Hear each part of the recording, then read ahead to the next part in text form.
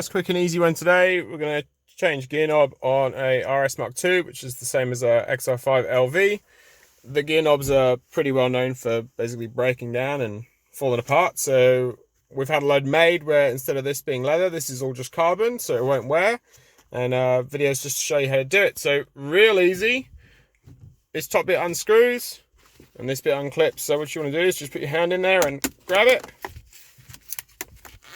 Pull it up like that, and then just twist it anti-clockwise.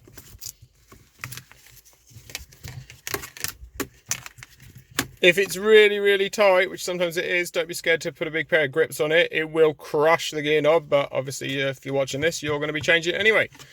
So spin it off, and we'll go to the bench, and I'll show you how to strip this down. Okay, so now we've got it out.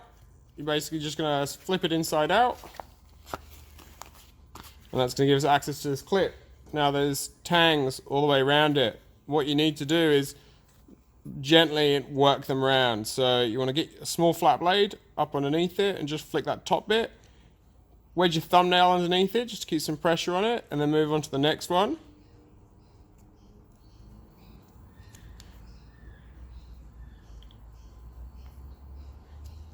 And once you've got 3 off, basically nearly just pops off on its own. There you go, so you pull that ring off. Alright, now we need to remove this chrome piece. Again, that just clips in. There is a locator on it.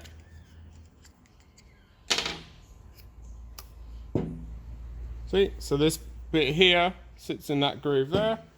And take your new one, find the groove.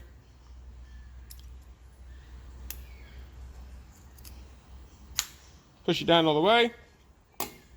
Now this is the back piece, so where that groove is, needs to be in line with the stitching there. Just push it through, make sure that that's all up in there. Grab your clip piece again. Again, it's got a locator tang for that groove. Push it all the way down until it clicks in. There you go. So that's all in. And you pull that back out. Now you just got to take the gear shift pattern. So this is an RS Mark II, so it's got silver and blue. In an XR5, the gear shift pattern is red. Now you basically just take your flat blade, wedge it in between, and just gently push it forward. And as it pops out, there you go, that's it.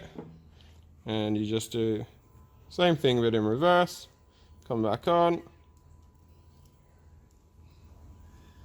Sorted. So go back to the car, screw it back in, clip the trim in, done.